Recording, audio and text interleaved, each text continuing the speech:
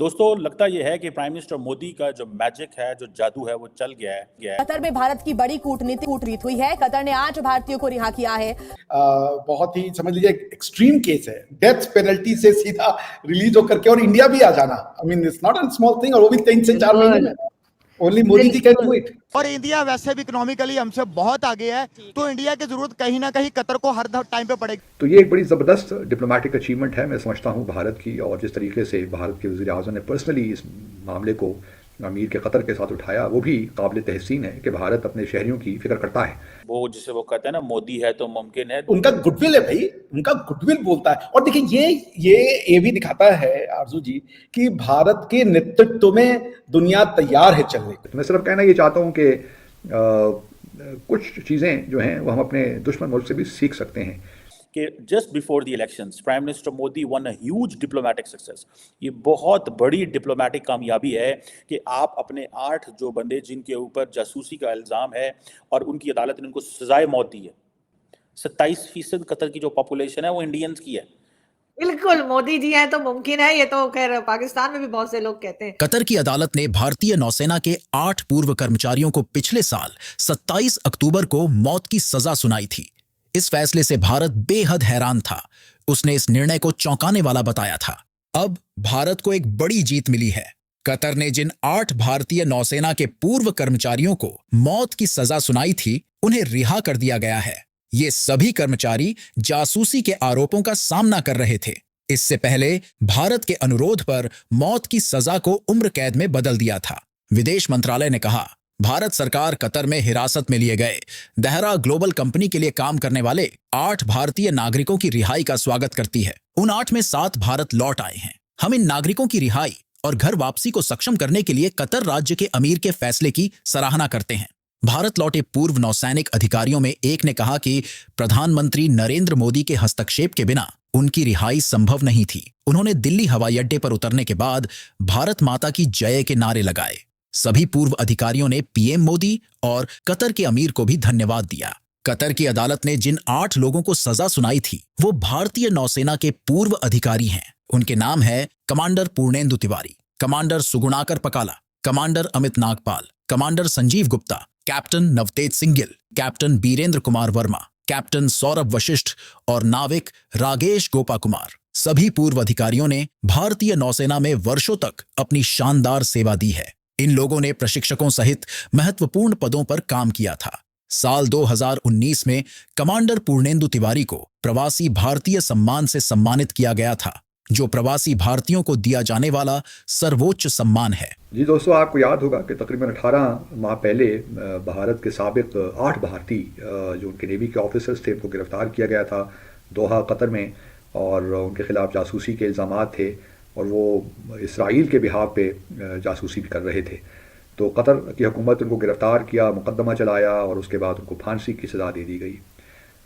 उसके बाद diplomatic efforts होती रहीं और फिर पिछले साल, जैसा कि आपको याद होगा, भारत के वज़ीर आज़म नरेंद्र मोदी की मुलाकात हुई कतर के अमीर से। उसके बाद उनकी जो डेथ सेंटेंस थी उसको लाइफ सेंटेंस में तब्दील कर दिया गया और अब उनको रिहा कर दिया गया है और वो अब भारत वापस आ पहुँच गए हैं। तो ये एक बड़ी ज़बरदस्त डिप्लोमेटिक अचीवमेंट है, मैं समझता हूँ भारत की। और जिस तरीके से भारत के वज़ीर आज़म ने पर्सनली इस मामले को अमीर के कतर के साथ उठाया, वो भी काबिल तहसीन है कि भारत अपने शहरियों की फ़िक्र करता है। और इस किस्म के, और फिर ये भी हमने देखा है कि क्योंकि भारत का असर रसूख खलीजी ममालिक में काफ़ी बढ़ भी गया है पिछले 10-15 सालों में, तो उससे ये भी वाज़ेह होता है कि कतर ने भी ओब्लाइज किया भारत के वज़ीर आज़म को। तो मैं सिर्फ कहना ये चाहता हूँ कि कुछ चीज़ें जो हैं वो हम अपने दुश्मन मुल्क से भी सीख सकते हैं कि किस तरह वो अपने शहरियों को जहाँ कहीं भी हैं उनके मफाद को लुक आफ्टर करते हैं, उनकी हिफाजत करते हैं। मैं ये क़तई नहीं कह रहा कि हम ऐसा नहीं करते, लेकिन ये एक अच्छी एग्जाम्पल हमारे सामने सेट हुई है और इसमें जो है कहना पड़ता है कि मोदी साहब ने बड़ा एक्टिवली इसमें रोल प्ले किया। दोस्तों लगता यह है कि प्राइम मिनिस्टर मोदी का जो मैजिक है, जो जादू है, वो चल गया है। कि just before the elections prime minister Modi one a huge diplomatic success.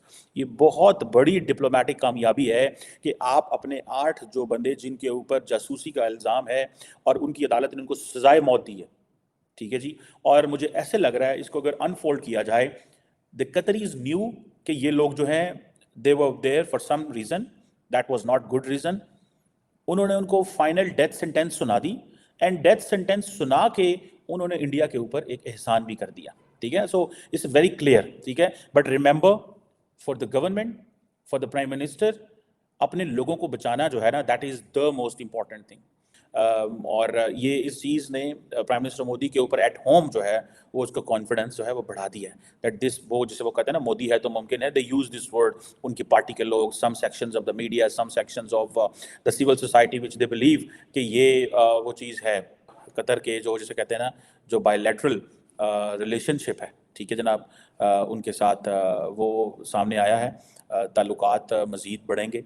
और जिसे वो कहते हैं ना कि सुनने में आता है कि पिछले हफ्ते ही कोई बिलियंस ऑफ डॉलर्स की डील्स भी हुई हैं इंडिया और कतर की। देखिए इंडिया की बहुत बड़ी फ़ौज है, ठीक है, उनकी एयरफोर्स, उनकी नेवी के लोग बहुत बड़ी तादाद में हैं, तो उनको ये सारी चीज़ें बड़ी प्रॉब्लमेटिक है उनके लिए। अगर उनके लोगों के ऊपर क्वेश्चन मार्क लग जाता वंस फॉर ऑल कि यार इनके लोग तो स्पाइंग में आते हैं, तो उन्होंने इस चीज़ को धोना था। अभी भी India has a lot of penetration inside Qatar. So मैंने योगा की बात की, जब जैसे जैसे इंटरनेशनल योगा डे मनाया जाता है तो वो कतर में भी है ये चीज़। सो इंडियन कम्युनिटी भी, आपको पता है कि 8 लाख से ज़्यादा इंडियन कम्युनिटी है कतर के अंदर, छोटा सा वो है, लेकिन 8 लाख बंदा बहुत बड़ी तादाद होती है। अब मुझे नहीं पता पाकिस्तानी कितने हैं वहाँ पे, लेकिन ये ज़्यादातर जो 8 लाख लोग हैं मोस्टली, ठीक है, इनकी क्वालिफिकेशन ज़्यादा बड़ी हाई है, इनके पास एक्सपीरियंस बहुत ज़्यादा, क्योंकि खुद तो वो छोटी सी है। और आप समझ लें कि इंडियन कम्युनिटी जो है दैट कम्प्राइज, जिसे वो कहते हैं ना, कंप्राइजेज ऑफ 27% ऑफ कतर की पॉपुलेशन के। 27% कतर की जो पॉपुलेशन है वो इंडियंस की है। सो कतर हो या बाकी मिडल ईस्टर्न कंट्रीज हों, they need Indian labour force. Indian labour force जो है वो बड़ी कमिटेड है, बड़ी पावरफुल है, बड़े उसके आप कह सकते हैं कि बड़े मजबूत लिंकेजेस हैं, not on the basis of कि तरले मेहनत की बुनियाद पे वो वहाँ पे नहीं है, because of the hard work, because of आप कह लें कि उन्होंने मेहनत की हुई है। देखिए जयशंकर साहब एक बहुत ही एबल और बहुत ही जिसे कह लीजिए इफेक्टिव फॉरेन मिनिस्टर हैं, बट ये सारा श्रेय यदि किसी को जाता है तो वो श्री प्रधानमंत्री श्री नरेंद्र मोदी जी को जाता है। इंडियन लीडरशिप को पाकिस्तानी बोलता है ये भारतीय हेजेमनी है, मनमानी है, और इंडियन लीडरशिप को अरबी बोलता है कि ये इंडियन लीडरशिप है या ये इंडियन डिसीजन मेकिंग है जिसमें हम साथ में चलना चाहते हैं। अभी कुछ दिन पहले अमेरिका के जो इंडिया में एम्बेसडर हैं ग्रासिटी साहब, उन्होंने भी कहा था कि जो as far as Quad is concern, India is at the driving seat, America बगल की सीट पे बैठ करके हेल्प कर रहा है कि भाई ड्राइविंग ठीक ही चल रही है, और नेविगेशन दे रहा है जापान, और ऑस्ट्रेलिया जो है वो बीच में चिप्स चुप्स सप्लाई कर रहा है कि लोग खाते पीते रहे। So this was his analogy. तो प्रधानमंत्री मोदी की लीडरशिप ने जो काम शायद 10, 15, 20, 25 साल बाद होता, उसको अभी ला के रख दिया, और जिसे हम कहते हैं कि ही इज लिटरली युग पुरुष, अभी कहा जाए कम है। सोचिए उन 7 परिवारों के बारे में उनके ऊपर क्या गुजर रही होगी कि डेथ पेनल्टी अरब ने दे दिया। भैया अरबों ने अगर डेथ पेनल्टी दे दी तो एंड ऑफ द मैटर हो जाता है।